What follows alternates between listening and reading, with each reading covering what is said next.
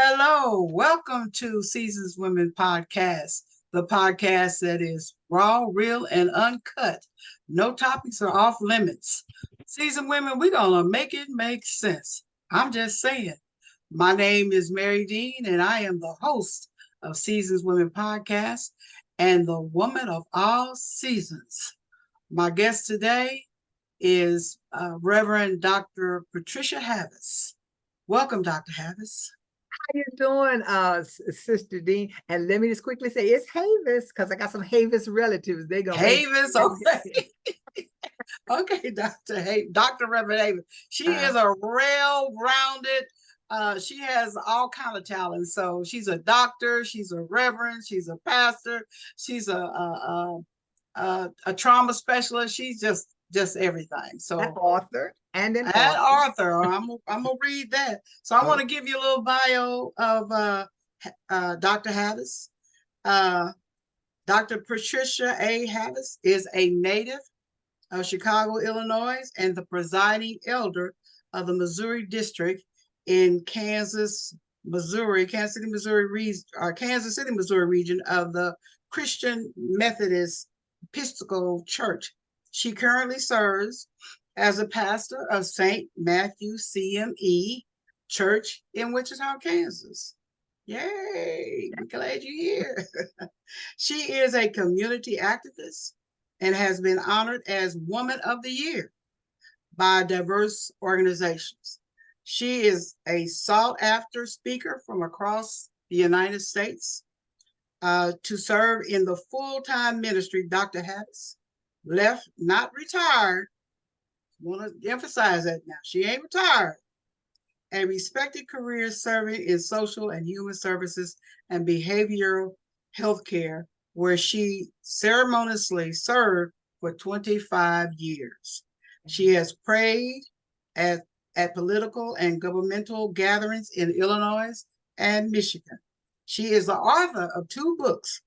The first published book is Victim to Victor, addressing the hurts of people living in the aftermath of childhood abuse, attacks, and trauma. Her second published book, Step into the Pool, offers a plan for constructing successful revivals that address the hurt and pain women feel in the aftermath of trauma. Dr. Havis broke gender barriers when she was appointed as the first female pastor of both Trinity CME Church in Decorah, Illinois, and St. Luke CME Church in Champaign, Illinois. She was called to ministry at the age of 6, but did not accept that call until the middle passage of her life. Welcome again. So honored to have you. You are such a well-rounded person. Queen, yes, you are. Yes, you are. Thank you. I'm so delighted to be with you this evening. I'm glad you are. We're going to dive into these myths and facts. And then I want to address with you that seasonal affect disorder, and also the post-traumatic slave syndrome also. But let's get to these facts and myths about Black women in ministry. Myths. Black educated women are fairly compensated for their ministry. Is that a fact? Did you say barely or fairly? It said fairly. Fairly. Yeah, fairly. Do you want me to say something about that? Yes, I do. Yes, I do. Well, let me say this. At this time in my journey in ministry, I would say that I'm compensated in so many ways. And I'm talking about financially, I'm talking about numerically, I'm talking about spiritually. But early on in my ministry, that was not the case. I left a career, as I said, making a real good salary, a great salary, to come into the church full time. And I was given a church, a lovely church, but the members there and the church itself was not able to compensate me And to go from here to here was really difficult. And then in the town where I was, the men in ministry, and I was the first woman in that city, the entire city, first woman pastor in that city, in the history of the city. Many of the men had a challenging time trying to accept my ministry, very challenging. So my finances were lean while I was still trying to maintain a home in Chicago where I was living. I came from Chicago at that time. And so it was challenging. But with the gifts and graces that God has given me, my bishop, who has full power and authority after the Lord speaks to the bishop, saw gifts and graces in me and just kept moving me to different churches. I've pastored in Flint, Michigan. I've pastored in Detroit, Michigan. I've pastored in Champaign, Illinois. I've pastored in Chicago, Illinois. But those churches each were like a little bit of an elevation because gifts and graces allowed me to go to churches that could compensate me financially much, much better. And so spiritually and the church grew, numerically the churches grew, and so my compensation grew. And then my gifts and graces were recognized when a second bishop appointed me as the presiding elder of the Missouri district. So with that, I have a second salary from the CME Church. Am I answering your question? Am I? Yes, because it says that, the belief that Black women should work for little to nothing in the church is exploitive and directly contradicts Christ's teaching that people should be paid for their work. And that's in Matthew 20:1-16. At this juncture and at this time in my life in ministry, I said, thank you, Lord, financially. I can make a decent living. Thank you, Lord. But early on, it was thought that you don't have to pay me less. And let me say that the women in our denomination and others, when you got a church, it was the low-ranking church. It was the church where people were just barely holding on, couldn't, the building was in trouble, and it was just lots of issues going on. And sometimes you had to work a full-time job and be in ministry to support yourself. So early on, it was like that, but things are changing in our churches, in the CME Church. Anyway, let me say that. And women are being elevated to the better churches, the church, when I say better, let me qualify that has more members who are able to catch the vision, who tithe regularly and have a really great church. So early on, when we first broke the barriers in our church, we were given the little pity pat churches. We were given those churches that were difficult. But I would say that there are many women now in what we call the first churches in our denomination, and many female presiding elders now who are able to, and we have 2 female bishops now in our church. Okay. Another myth. Black women and Black men in ministries are treated equally. Oh, that's not true. Let me say this. Okay, let me say this. The men, and it's changed. Let me qualify this. It's changing rapidly as we now have 2 female bishops. However, and it's changing now so that the female pastors and presiding elders get better appointments than they did before. But the men, sometimes it's an old boys network, sometimes it is, and sometimes it's not. It's challenging to want to be a part of the old boys network when you're not an old boy. Right. It's challenging to do that. But so I hope I'm responding. I'm responding in the way I know how to respond. Yeah. And that's what I'm saying about raw, real, and uncut. And that's what it's all about. Okay, another myth. Black women can't preach. Oh, that's not true. Honey, let me tell you, you better give me a pulpit and a microphone and a text and let me do some work. We have some dynamic. I know dynamic women in the CME churches and outside of the CME church who will preach you out of your socks. Oh, I've heard a few.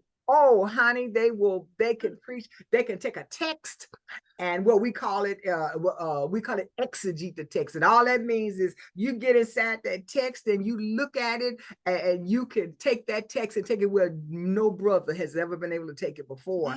So women have the skill set, they have the anointing from the Lord, and they have everything that is needed to preach a good word, a great word to God's people. And they can get a hoop on when they need to. I can get a hoop on when I need to.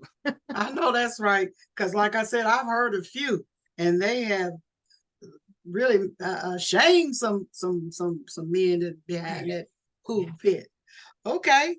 So the truth. We're gonna go to the truth now. Okay. Black women have played a vital role in the church. Absolutely. If there were not Black women, there would be no church. Right. Black women have supported the church from the very beginning. Black women have supported the church in spite of wrongdoings from pastors and each other, and have been at the church, been faithful to the church, come to the church, clean the church, take care of the church, support the church financially with their presence. Black women have sustained the church, always have, and I believe always will, more than the men have. They're like the backbone, right? We are the backbone. We are the backbone. Yeah, because I know when I was growing up and was going to the church, women were the ones that did the planning, and they handled everything: the books, the kitchen, the committees, the whole 9 yards. And so the men took credit for what the women were doing, and the women didn't have at that time didn't have an issue with it. Right. They were okay with, you better tell the truth, because that's really, the women have done all of the work to sustain and maintain God's church. We've gone without the credit that we deserve. Absolutely. Okay, another truth. Black women are pursuing theological education more than men. Absolutely. You know, when many of the people that I know and who are pursuing education are women, theological education.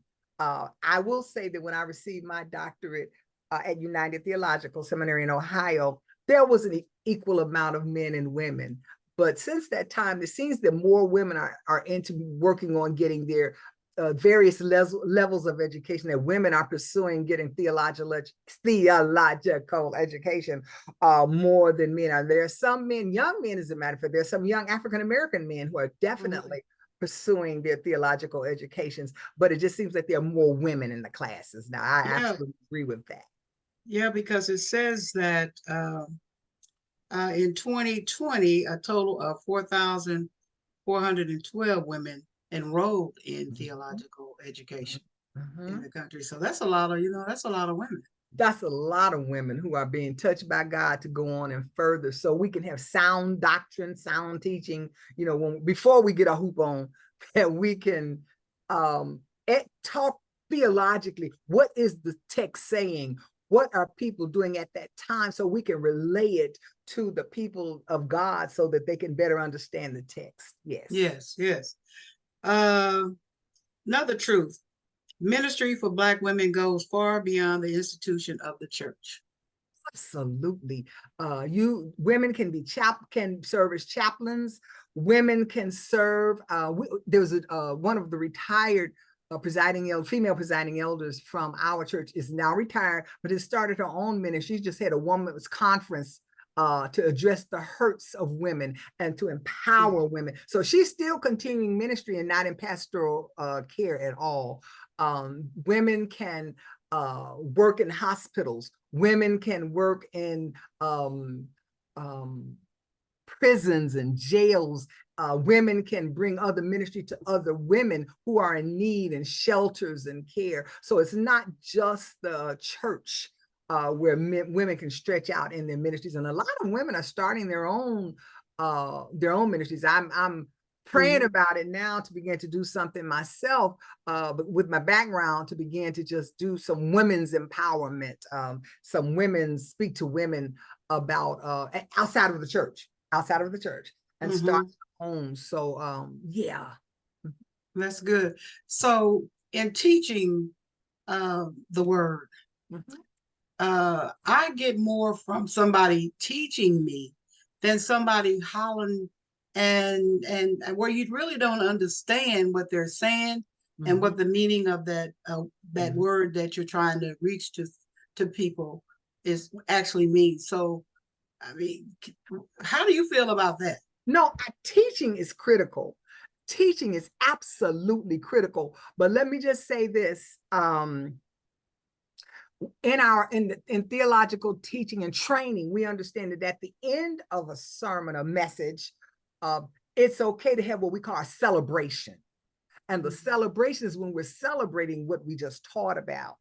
And so that's a time, if the Spirit moves you, that you can let go of your emotions, because we don't want to be so emotional that people don't know what you're being emotional about. So I think I'm a teacher. There's no doubt about it. I'm a teacher first, because I want people to understand, what did Jesus do and why did he do it? Why did he do that? What did he say? Why did he say that? How is that relevant to you today in 2023? And because in our church, we're studying Proverbs now.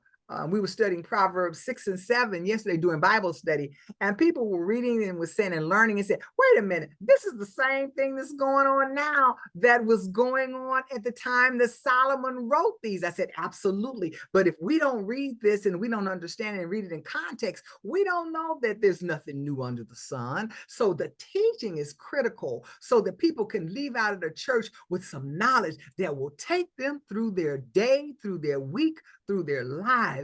If you if you just have a celebration all the time, you might feel emotionally charged and emotionally good, but you won't have anything to sustain you throughout the rest of the week. Can I brag on one of my members for just a little bit, if I may? Absolutely, absolutely. She's a young woman, and she put on Facebook, she works, I won't say where she works, here in Wichita, and she does great work.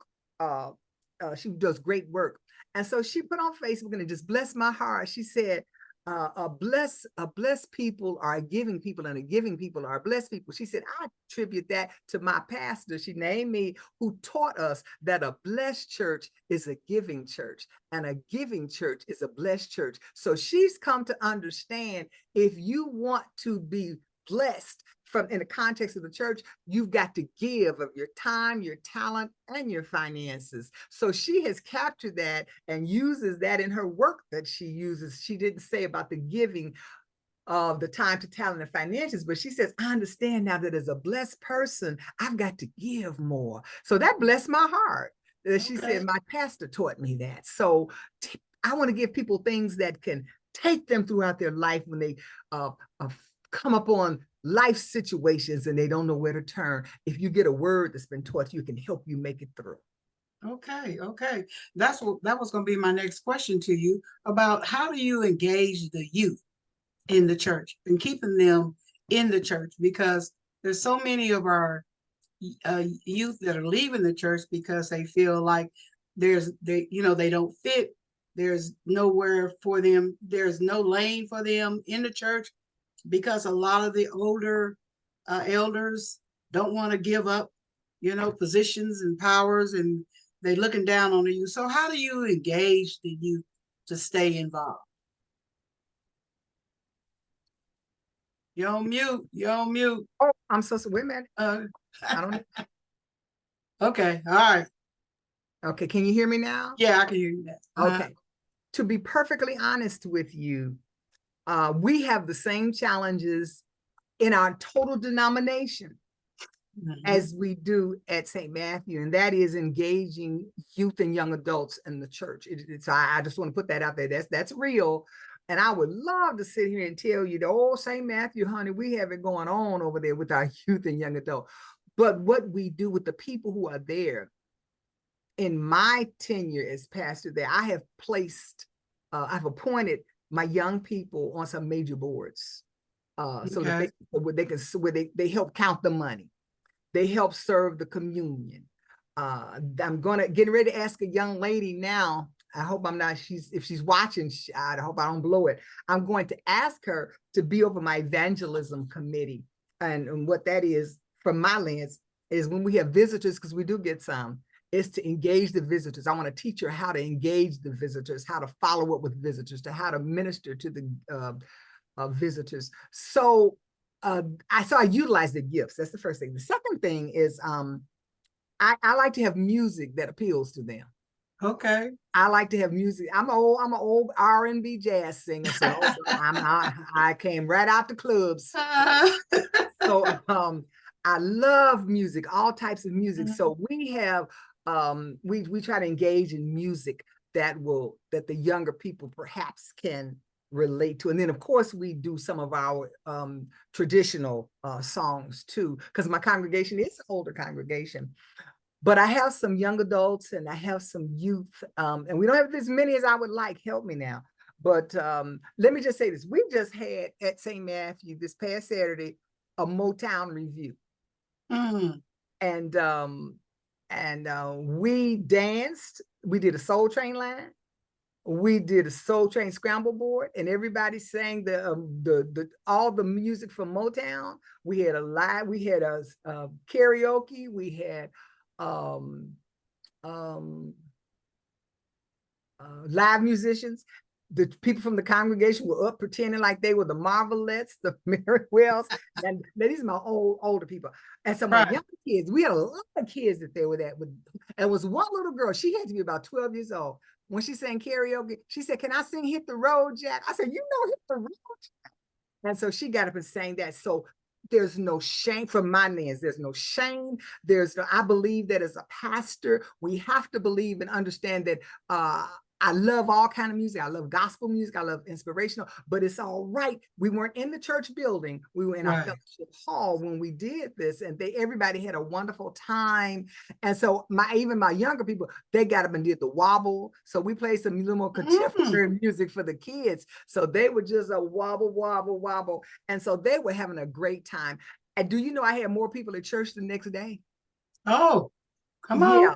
So I'm saying we do what we can. So we try to engage people by teaching them the word of God, but allowing them to be human and enjoy themselves in the context of the church. If they can't, I had a woman, 80 plus years old. I won't give her age. She was going down the Soul Train line.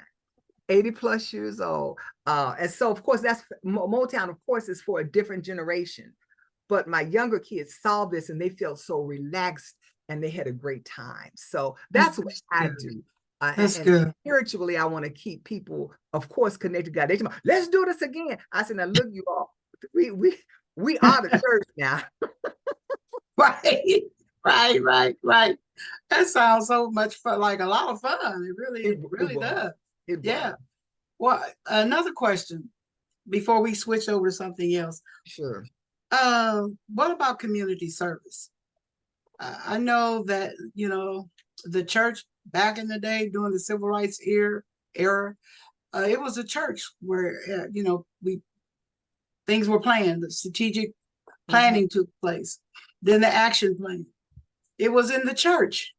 And not not necessarily, it was in homes as well, but mostly in the church. That's where people got their information and everything. What's happened, do you think, to all of that? Well, let me, since we're being perfectly raw and honest, let me go at it this way. I think that preachers are being challenged now to determine what do they do? What is their connection to the church? How do they think about religion? How do they think about community? How do they think about it? And some people are saying, if we can get somebody to lead, we would follow through. And so there seems to be that leadership in Wichita, let me say in Wichita, does not quite yet have the pastoral connections we all need. There's some groups here, some groups there, and some groups there. I've suggested before that we have a strategic plan where we sit down and determine what are we trying to do for Wichita, what are we trying to achieve so that all churches can come in. There's a new group that's come in called, I think it's SCORE, I think, and they started out inviting all the churches, and now what I'm going to say is I don't know if this is true or not because I stopped attending. Mostly now the white churches are attending and planning for Wichita when we African Americans were at the table. Why did I stop going? Because I had some personal challenges, as we'll talk about perhaps. I had some personal health issues that stopped me from participating. But overall, I don't know why we won't and can't get together. Maybe we need a leader or a group of leaders who will work jointly together. You know what you know what Pastor Cheney told me years ago? When I first got out and was doing this community service, and I would meet, go before the ministerial league and the Baptist Union at the time to, get the ministers to come in and do, help in the community, blah, blah, blah. And so Pastor Cheney told me one time, he said, because I went to him, I'm like, what's going on? Why are they not doing it? He said, Mary D, they're not going to follow you. I said, well, they don't have to follow me. I said, we'll get behind them. And he said, it don't make any difference. It's not their idea. And I'm seeing that play out over and over again right here in Wichita, year after year. It's like everybody wants to be a chief and not an Indian. And I just find it so disheartening that we could do so much if we could come together. And I just don't understand, if you're at your church and you're leader of a church, why isn't it happening? It's confusing to me. Well, let me say this. When I first arrived in Wichita, it was about 5 years ago now, I came in full of vim and vigor, ready to do what it is that I've done in other places, because I came from Michigan, Detroit, where the pastors were getting ready when they were getting ready to get a new white mayor in Detroit. And we all gathered together and rallied behind the mayor, and the churches all got together and got some things done. All races, all religions, and we worked together jointly. Coming from Chicago, I came in Wichita ready to just, come on, let's do this. And I remember sitting in a meeting and I said this, I said, okay, you said too much. I said, I don't understand you guys. Where I come from, we demand that you do something, you treat us right. We demand that you give us what we need, and we act upon. I said, we make demands, but we work together to get it done. And I heard mumblings and grumblings and people saying, demand or you. I said, okay, so let me just know when to pull back. I said, well, let me just go to my church and do what I do. That's the honest to goodness truth. Yeah. Okay. Raw, real, and uncut. That's what we are. I tell you. But I want to switch gears now. And you sent me something that was really interesting. Okay. And I listened to the video, and I'm like, oh yeah, we need to talk about this. Okay. And it was called seasonal affective disorder. Yes. And I'm like, okay. First I just kind of glanced over, then I said, you said, you need to listen to it. And I said, let you listen to this. Yes. We need to talk about this. Okay. What is this? What I've never heard of this one, but what is it? Okay. Well, see, because I'm in mental health, it's for me, it's just I know about it. Let me just say, I know about it. Seasonal affective. Let me come into it this way. I was talking to a member at church this last weekend, and the person was saying to me, the holidays are hard for me. And because I lost a loved one, and this might be my first holiday without them. And I said, oh, okay. So it caused me to start thinking more about it and putting on my mental health hat Mhm. And taking, not taking a store hat, but putting two hats on. Right, And right. so I began to think about it and think about it. I said, well, you need to go on and talk about this. So seasonal affective disorder is a time when people who are impacted in two ways. It only happens during a season. And during that season, you can get very sad or depressed. And it's called SAD, seasonal affective disorder, because it happens during a certain time. During the winter time, it can make people feel, during the season of winter, it can make people feel really gloomy, really unable to get about. And that's, and you know what's interesting about that? It has a lot to do, Black people lack vitamin D, which is where sunshine comes from. You know, we're our mother, from the motherland, we just had all this sunshine. And so if we're here now in the wintertime with all this snow and there's not that much sunshine, people begin to feel worse during the wintertime and they don't even know why. And so we've looked at it, it's called seasonal affective disorder. But if you get some vitamin D, it can help increase your body and increase your energy so that you don't feel as sad and depressed. When I was in Detroit, my doctor said to me, and he said, you need some vitamin D. I said, I do. He said, up here where we are, they were almost near Canada. He says, you know, and he explained to me that Black people need doses of vitamin D because we're not getting enough sunshine. Yeah. And it causes us to, internally, it causes us to be sad and feel horrible. With the other type, during the seasonal, during holidays like Thanksgiving, which is coming up, Christmas and holidays, there's something about those times that bring people to a very dull, D-U-L-L, type of feeling. They get depressed and they don't know they're depressed.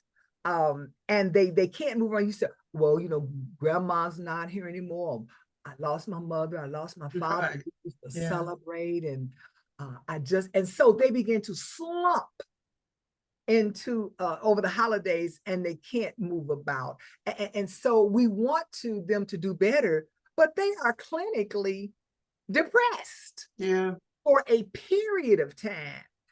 Some will get better after the holidays passes, some still stay depressed. So with seasonal depression and my other, you know, talk that I did, we can what it looks like is you have moody behavior, you have fatigue.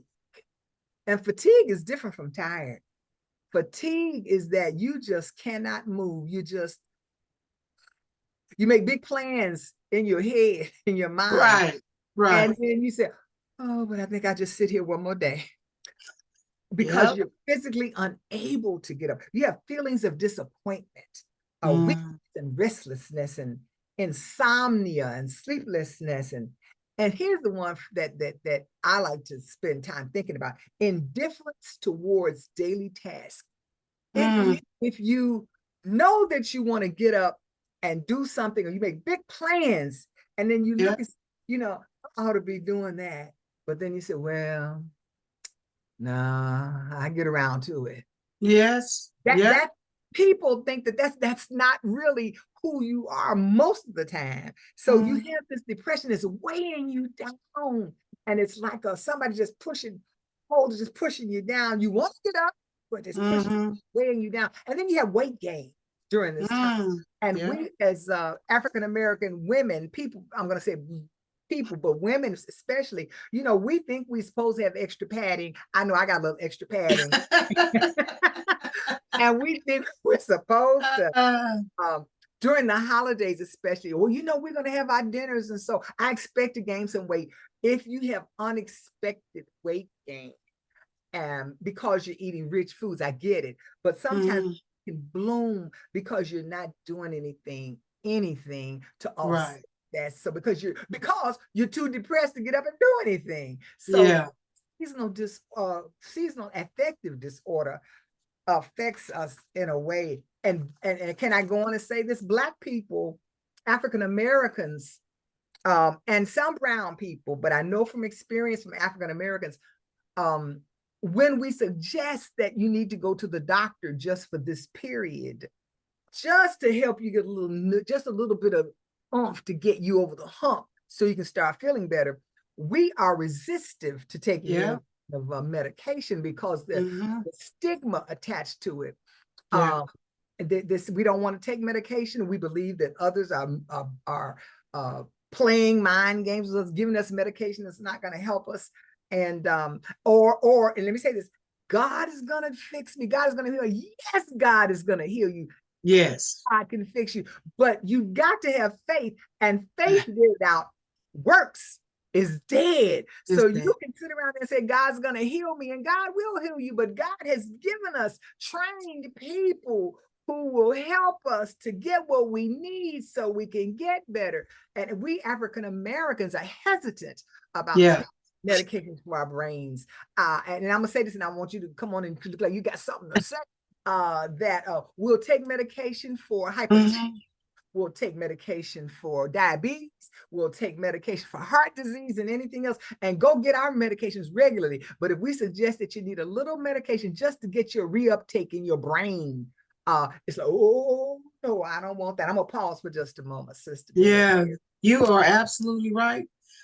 When you talked about the vitamin D3, my gynecologist would not give me do my hysterectomy until I had vitamin D3 in my system. Yes. And that's been years ago. And ever since then, I mean, she put off the surgery for, I think, 3 months to make sure that I had vitamin D in my system. And I've been taking vitamin D3 ever since, every day. Yes. Every day. Now, I know that for a fact. You were telling the truth about that, Pastor. You really are. I take vitamin D regularly to help myself to be all right, because I don't get out in the sun as much as I ought to. Right. I really don't. And so even on the sunny days as the summer was here, I'm an indoor person. I just tell you, I like being in the house. I've always been like that. And that's how I've gotten here in my later years. I'd rather be in the house. And now that I've launched this podcast, it's just a perfect fit for me, where I don't have to go out, especially at night and in the evenings and whatever. And another thing that you said that was so true, I know that I was president of an organization called Black Women Empowered in Wichita, Inc. And we focus on Black women and mental health wellness. And there is no shame in the game to admit that you have an issue with your mental health. I've been on medication since 2000, when I had a mental breakdown and whatever. And I take my medication every day to keep from having these panic attacks. But I know my triggers, what stresses me and whatever. But we should not be ashamed to admit that we have issues. That's the whole thing. Back in the day, I know when you was probably growing up and I was growing up, we had that auntie or uncle that was all in the back room, what's wrong with Uncle so-and-so, Auntie so-and-so? Oh, they got a little issue. Well, the issue was mental health, but they didn't know how to handle it. And I so hope now that I think because Black people are more open to talk about mental health, wellness, that it's talked about more and more, and don't have that. It still has a stigma, but not as much as it did. Right. Exactly. I recently, and I don't mind saying it, I was having some trouble for the last, I'm gonna say eight months, really. I've been having some trouble, and my thinking was cloudy. My daughter said, Mom, I thought you were almost out of here, because I couldn't get up out of the bed. All the things we're talking about, because there had been something, because actually her father died, and who was my first love, and we were not together, but something about his death impacted me and sent me into a spiral. And I said, wait a minute, something's wrong with me. I can't see, because I'm a go-getter. I'm an energizer bunny. and I couldn't get up. I couldn't do anything. And my daughter said, I knew you were in trouble when I would come up. And she said, we had all these dirty dishes in the sink. She said, that's not you. She said, I would come up in all times of the day when she was home. She said, and you would sleep. And I come in, I said, I didn't know if she was dead or not. And she said, I would tap on you. She said, because that is not who you are. Right. And I realized, and it was hard for me. Let me say this. When we're in depression, we don't know that that's what it is. We could read about it. We could talk about it. And I know for me, well, let me speak for me. I could say, this doesn't feel right, but I don't know what this is. This doesn't feel right. Mm-hmm. And then one day I had a thought that I said, oh, this is not me. So I went to my doctor. I said, doctor, listen here, here's what's going on in my life. They gave me a depression screening and she placed me on some medication. Mm-hmm. So I have taken it and I'm still taking it because it's it's called recharging your inhibitors, your uptake. And you have to be on it for a while till it gets you where you need to be. Yeah. And I feel I feel like myself again. I feel like my old self, which is why I kind of backed off from some of the ministerial things here in Wichita a lot because I was going through. But the vitamin D, the medication, talking to somebody, has helped me. Yes. I know the doctor told me years ago, the medication that they were giving me was to balance my unbalanced brain. Yes. And so people should not, I don't care, man, woman, child, whatever, don't feel any kind of shame to admit that you have a problem. There's nothing wrong with it. Thank you, Sister Mary. Queen Mary, we should not be ashamed because everybody needs help every now and then. That's right. Okay, admit that we need help. We don't have all the answers. We don't. And when we have medications and talk therapies, pastoral counseling, and now if your pastor tells you don't take the medication, you don't need to be at that church. So let me just you don't need to be at that church if your pastor. I know that's God will heal you. Yes, God will heal you, but God has given us people who have been trained to help us. That's right. Don't start me. That is so true. One more question before we end the show. Okay. The podcast. What is post-traumatic slave syndrome? Can that be? I mean, what is it? What is your definition? Okay. In 1991, I was working in the Chicagoland area, and Dr. Wade Nobles from San Francisco, who's the father of talking about this, I heard him talk. And he said something I've never forgotten. He says, we as a people, until we are healed from the trauma of slavery, we're not going to ever be right. We've got to get the trauma of slavery and being enslaved off of us. So I believe that many of and people would say, come on, Pat, it's Dr. Havis is 2023. Yeah, but we still have our thinking that we're unable to lift ourselves out of enslaved thinking to allow us to go forward. There are opportunities for us. And if we take our opportunities, that's fine. But sometimes we reach that glass ceiling and it's because of our race, it's because of our gender. I think that it's difficult for us to begin to be who we really are because we don't know who we really are because we're taken from the motherland and hybrided and made into hybrid of somebody else, somebody else who told us this is how we're supposed to be. Am I making sense? Yes. Am I making sense? Yes, absolutely. And I think for us to be made whole and to heal, it would be good to come with reparations, not just monetary reparations. Reparations comes in all kinds of forms. Education, housing, equal housing, affordable housing. I mean, health. It's just so much that that could make us whole when it comes to reparations. And so, yeah, what you said, it makes a whole lot of sense. It really does. I think that we're still living in the aftermath. I think that with President Barack Obama being elected as the first African-American president in the United States was major for us.